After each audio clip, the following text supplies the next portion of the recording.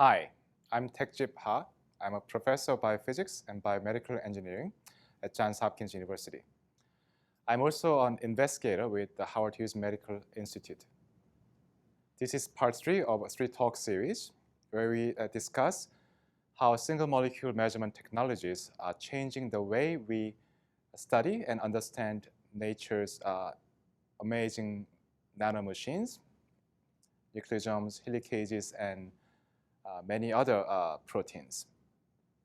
In this part, I will focus on the studies of DNA helicases. As you know, DNA forms a double helix. This important paper by Watson and Crick proposed that structure for the first time. This paper ended with a paragraph saying that this helical structure suggests how DNA information can be copied for the next cells and so on. But it was written in such a modest way that the authors actually are worried that someone may propose the same mechanism in a more explicit manner and take the credit for that discovery along with the big prize. So they published another paper in the following months proposing base pairing between A and T and C and G explicitly, and the rest became history and the big prize and so on. The second paper ended with the following paragraph shown here. Even if this is correct, there's still much to be learned. For example, if the DNA duplex is so stably formed, then what makes the pair of chains unwind and separate? Because you need to do that before making a copy of the DNA. So it took more than 20 years before someone discovered that actually there are enzymes that can perform this function inside a cell, and these enzymes are called helicases.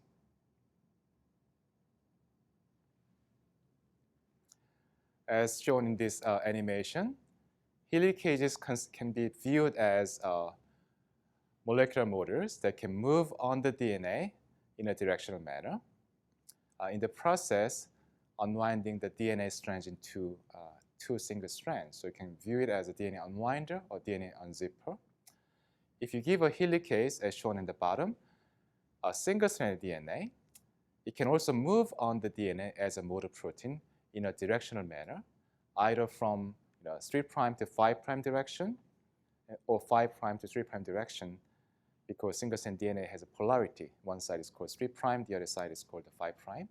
And this motion has been shown to require consumption of ATP, cellular fuel molecule, and one base of DNA can be transversed per one ATP consumed.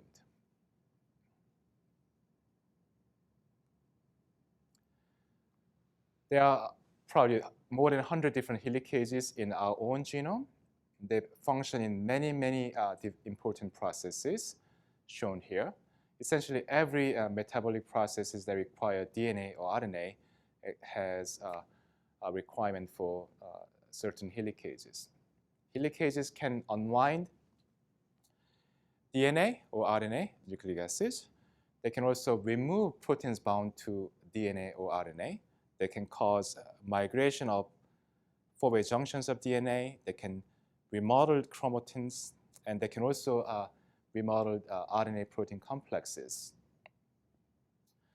If these enzymes are defective, for example, in Warner proteins and Bloom proteins, then you can get serious human genetic diseases such as Warner and Bloom syndrome, and oftentimes resulting in genome instability and cancer. So it is actually important to understand how helicases function and also how their functions are regulated, because you don't want these enzymes to bind and unwind every DNA they see. You need to make sure that their action is actually controlled, under control. You can classify helicases into different groups. For example, some helicases form a ring, forming an hexameric wing, shown on the left, and others do not. Some helicases function on DNA, others on RNA. Some 5 to 3 prime, and others 3 to 5 prime. What I mean by 5 to 3 prime helicase is the following. To see unwinding by such a helicase, you need to provide not only the duplex DNA, but a single-strand DNA tail in the 5 prime direction. So presumably, the enzyme would bind to that tail and translocate or motor along that strand in the 5 prime to 3 prime direction and displacing the top strand, therefore unwinding the DNA into 2 strands. So today I'll focus on our studies performed on non-hexameric DNA helicases that unwind the DNA in the 3 prime to 5 prime direction. So these guys will bind on the 3 prime tail and translocate on the 3 prime to 5 prime direction, causing DNA unwinding. So I'm showing you 3 names, RAB, UVLD, and PCRA. These are enzymes belonging to the same family, 3 to 5 prime DNA helicases. And they are very similar in terms of their 3D atomic structures. And here is an example of structure. And these enzymes function in bacterial replication restart, DNA repair, and also phage replication. And on the bottom, I will show you the names of these enzymes. And whenever I'm talking about a specific enzyme, then I'm going to use green to denote that enzyme. The questions that we want to address in this talk are the following. First, what is the functional form of the enzyme? And there's a discussion whether it's a monomer, it's a single protein, or 2 proteins, or dimer, functioning to unwind the DNA. Second sub-question is the following. The enzyme is known to have 2 widely different conformations, as shown in this animation. One domain can swivel around the vertical axis by 130 degrees and obtaining and switching between closed and open conformations. So of the 2, which one is functional for DNA unwinding? If you know what that is, then why do you have the other conformation? Next question is, how is unwinding regulated? Again, you don't want these enzymes to unwind everything that they see. You want to turn the activities up, mostly until you need to activate these enzymes. So the question is, how do you tell the enzymes, yeah, okay, now you have a go signal, you go and unwind the DNA, or no go signal, just stop here and wait until a signal comes. So we'll be using a technology called single molecule FRET in some of the studies I'll describe today. In FRET, you can label 2 different parts of a biomolecule using green and red dye molecules. And so that depending on the distance between the 2 dye molecules, you can get different intensities of the 2 colors. When the 2 dyes are very close to each other, in this horseback position, you get strong FRET and you get mainly red emission, shown here. Whereas if they are far away from each other, shown here in the cowboy position, then you get mainly green emission, because when you excite the green molecule using the laser, energy does not get transferred efficiently to the red molecule, so you get mainly green emission. So that is the idea. You can follow the conformational changes or shape changes of a molecule as a function of time using a single molecule FRET. For example, you can use a FRET to measure the movement of a helicase on a single-strand DNA using ATP consumption as a fuel source. And as you move the protein along the DNA, you can expect to see green signal going down and red signal going up and so on. And that is exactly what we see in the single molecule data. You can see the green signal going down, red is going up gradually. It's a bit noisier than the animation, but it's still unmistakable signatures of the movements.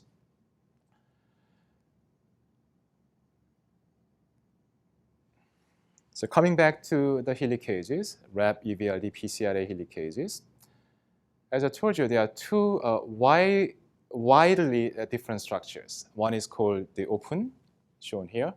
The other is called the closed. The two structures are identical, essentially,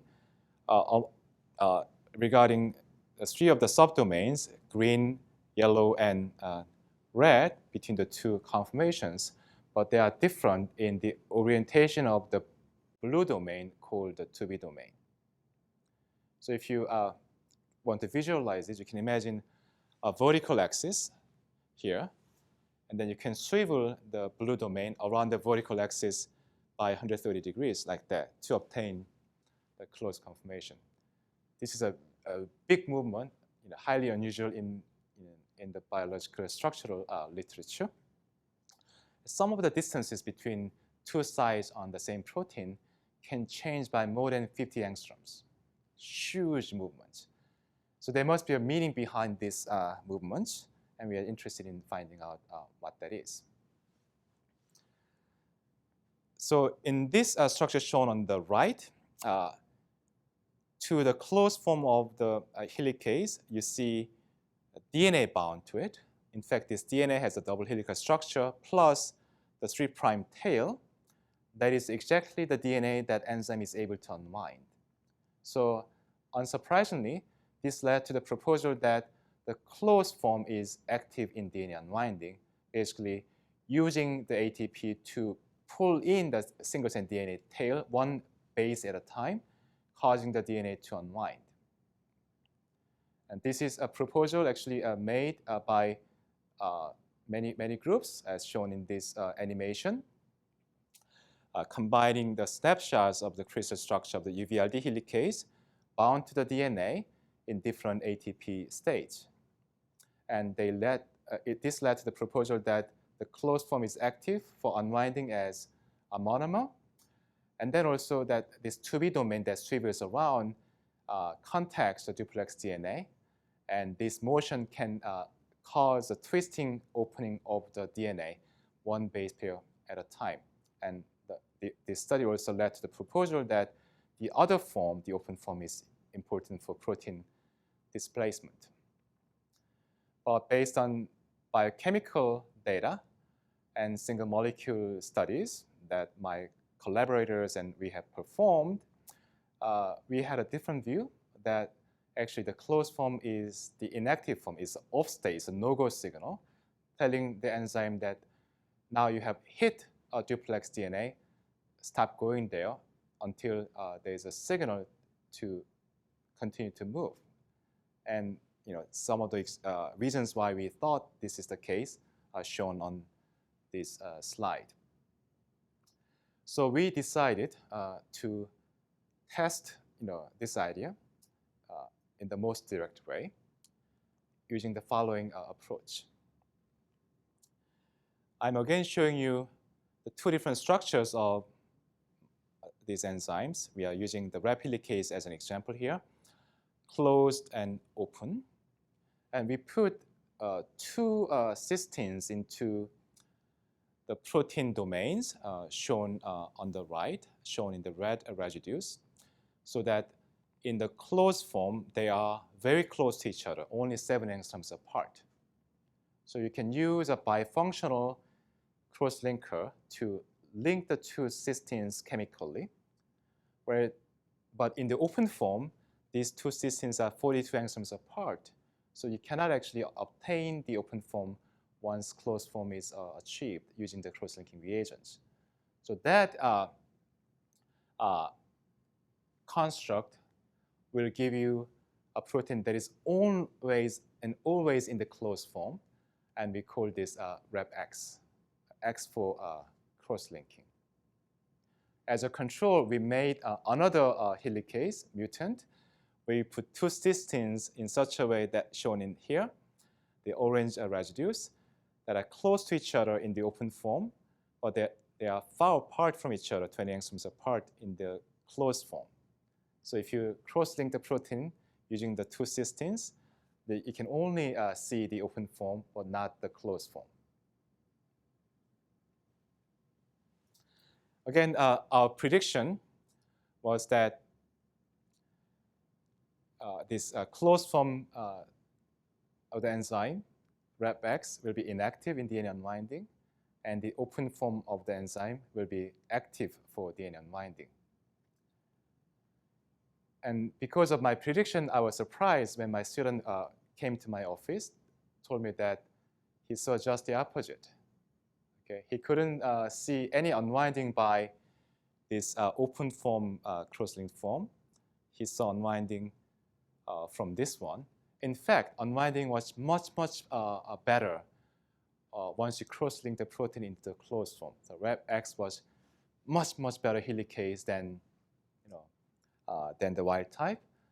The wild type, we couldn't see any unwinding by a single monomer of the helicase, but a monomer of RepX could unwind DNA quite well, according to my student. So I was surprised, but if the better data says that you're wrong, that's fine. So we quickly changed our model to propose that the closed form is active and open form is inactive. And then, the lesson of the story is that never bet against a structural biologist. Then we asked ourselves, okay, if this enzyme becomes an active enzyme as a monomer, which is much better than the wild type, how much better is this? So we used optical tweezers assay to measure the activity of RepX. Here we have two laser traps, and one is holding a bead with a long DNA molecule, 6,000 base pair long double-stranded DNA molecule with a 3' tail that is needed to start the unwinding reaction. And the second bead has an antibody that is holding a RepX protein using an epitope. And then when RepX binds to the 3' tail, you can form a tether, and then you can move the tether that formed into a chamber that contains ATP, the fuel molecule, to start the unwinding reaction. As a helicase unwinds the DNA, then helicase will move to the left, unwinding more and more DNA. And then bead will follow the helicase. So distance between the two beads will decrease as a function of time as a helicase unwinds the DNA. And this is exactly what you saw. So initially, we form a DNA tether between the two beads through a DNA helicase linkage. And then you move into the ATP channel in a microfluidic chamber to start the unwinding reaction. So when you do that, as shown here, from the yellow region to the blue region, DNA length starts to change, starts to shorten as soon as you go into the ATP chamber. And this unwinding reaction continues over thousands of base pairs without falling off. So this was a complete surprise because none of the other enzymes of this type had such amazingly processive activity. Processivity here is defined as how many base pairs of DNA are unwound before enzyme falls off, and here is limited only by the length of the DNA. In principle, if you had much longer DNA, we suspect the enzyme would be able to unwind that DNA as well. So that was a big surprise, and we concluded that the RepX protein is a super helicase. It can unwind DNA many thousands of base pairs without falling off, and we also showed that it can do this even against strong opposing force. It's a robust, strong against the opposing force.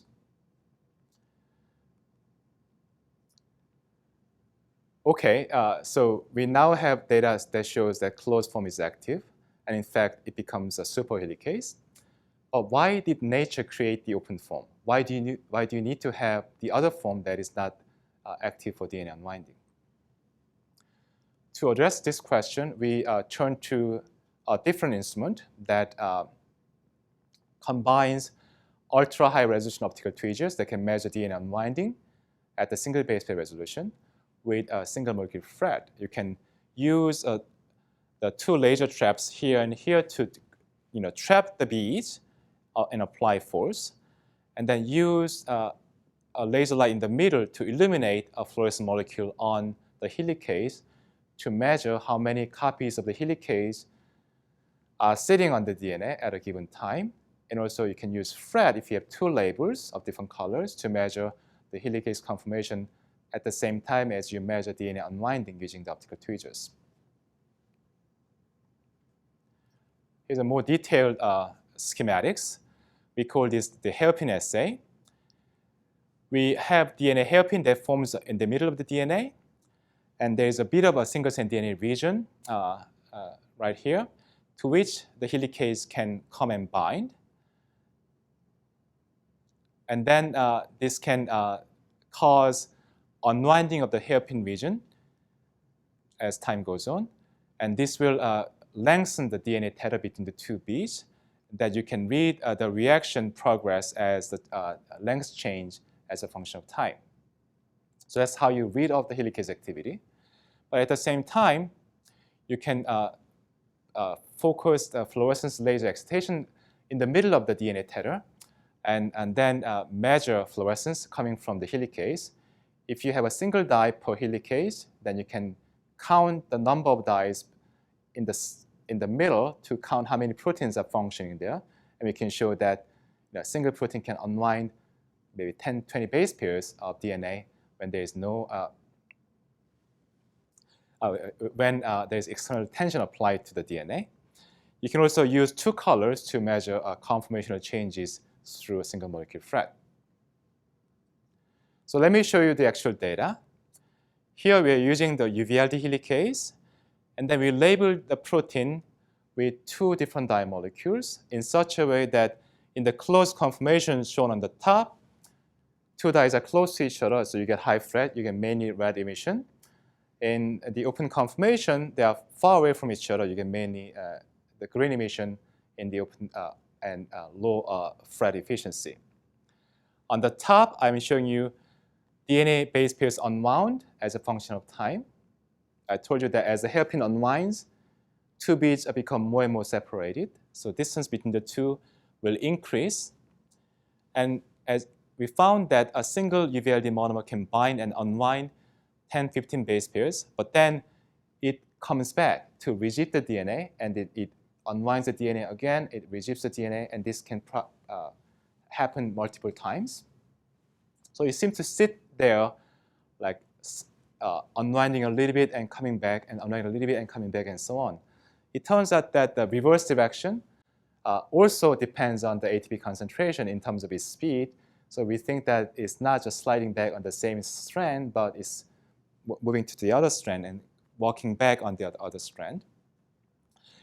Now, if you look at the fluorescence data in the same experiment, the middle panel shows you the raw data of the green and red intensities. The bottom shows you the calculated FRET efficiency. Here, high FRET value means that the two dyes are close to each other, high proximity, and vice versa. Now you can begin to interpret the data. On the bottom slide, low FRET state, we can interpret that as an open conformation of the enzyme. And the high FRET state, shown here, we interpret that as a closed conformation. So the molecule is switching back and forth between the closed and open conformations as time goes on. You can begin to make correlations between FRET and unwinding by dividing the time trajectories into two sections. In the first section, we have high FRET values colored in red. In the second sections, we have low FRET values colored in green. Now, if you look at the top graph, whenever you see a red color, high FRET closed conformation, distance tend to increase as a function of time. So DNA is being unwound by the enzyme. But whenever you see a green color, distance tend to decrease during unwind, meaning that DNA is being rezipped. So this means that high FRET conformation closed form is needed for DNA unwinding, and the open form is needed for DNA rezipping. You can actually analyze the data of this type from many, many molecules and plot the two-dimensional histogram. X-axis here is FRET and Y-axis velocity. So whenever you have high FRET values, then velocity tends to be positive, meaning that DNA is being unwound. whenever you have low flat values, you have negative velocity, meaning that DNA is being rezipped. So we had to revise our model yet again. I told you that based on superhelicase data, we proposed that this high flat state closed conformation is active for unwinding, and the open state is inactive for unwinding. It's a no-go signal. But instead, actually, what we have is a U-turn signal. So when you take the open conformation, it is a signal to take a U-turn, to walk back on the DNA, to let the DNA rezip. So this is a U-turn model where this enzyme can walk from the 3' to 5' direction as a motor protein while it is in the closed form, causing the DNA to be unwound.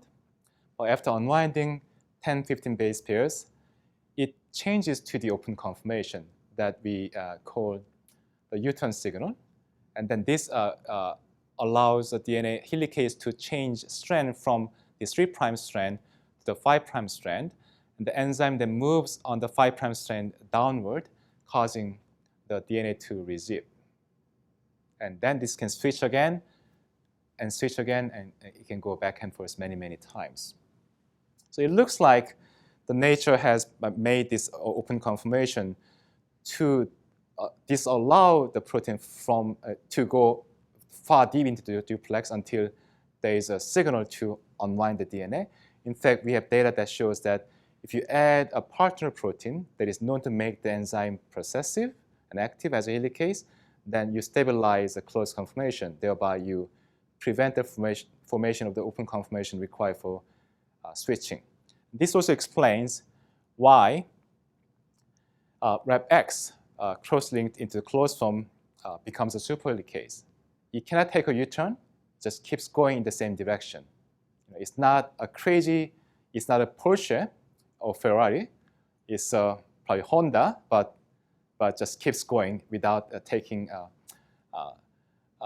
U-turn. And that persistence makes it a superhelicase. We are now pursuing several biotechnological applications because you have a unique enzyme. It's a monomeric superhelicase. Monomeric means that it's easy to handle and easy to design assays using this enzyme. And it doesn't have any associated nuclease activities. It doesn't chop the DNA that you are trying to unwind, unlike some other enzymes. So we are now pursuing applications of using the superhelicase to sequence single DNA molecules through a nanopore. Because our enzyme is very robust against applied force, the hope is that this can be used to sequence thousands of base pairs of DNA in one shot and giving you a very good signal-to-noise ratio when you are still able to apply strong voltage to increase your current through a nanopore. We can also use it to amplify DNA at a constant temperature, isothermal DNA amplification. Normal DNA amplification using PCR machines, you need to go up and down in temperature 30 times because every time you make a copy of a DNA, you have to melt the DNA before you start the next cycle to allow the primers to bind to the DNA. But if you have a superhelicase that can unwind the DNA for you, then you don't need to do thermal cycling. You can just keep everything at a constant temperature and then let the amplification continue. So you don't need expensive equipment. You may not even need electricity to detect pathogenic DNA from viruses and bacteria in Africa and so on. So that's one area that will be very exciting to look into. Finally, just want to mention that we don't have to stop here. We can go into even more complex systems that I call multidimensional single molecule measurements. An example would be DNA replication. Amazingly rapid, amazingly accurate, has many important parts that are required to function. You can imagine using multi-axis optical traps to apply forces and measure the progress of the replication machinery at the single base pair resolution. And at the same time, you label different components of different proteins with different colors to determine how many copies of which proteins are present at every reaction step, and also to measure their conformational changes and make correlations between different properties all at the same time. So we are not there yet, but we made important progress in that direction. I just told you we now have single base pair resolution optical tweezers that can measure single molecule fluorescence at the same time. And recently, my collaborators in Korea advanced the FRET technology into 4 colors. That makes it possible to measure not only one distance as a function of time, but up to 6 distance as a function of time, all at the same time. On a more global scale, we can also include other single molecule methods. So far, I have talked about fluorescence, such as FRET, and force-based methods, such as optical tweezers. But you can also imagine using perhaps the first single molecule measurement technology, using patch clamp and so on, that can measure molecular activities through electrical measurements, through channels and ports and so on. You can also do single molecule measurement essentially inside a computer in silico by running full atom simulations using computers. As we become more ambitious in trying to understand ever more complex systems, we need to actually combine different measurement methods into one instrument, and so that we can maximize the information content of our analysis and really give additional confidence to the data interpretation. So I've told you only about the top arrow here, combining fluorescence and force, but there are many, many other research labs trying to combine different approaches in many different combinations and making really exciting and important discoveries.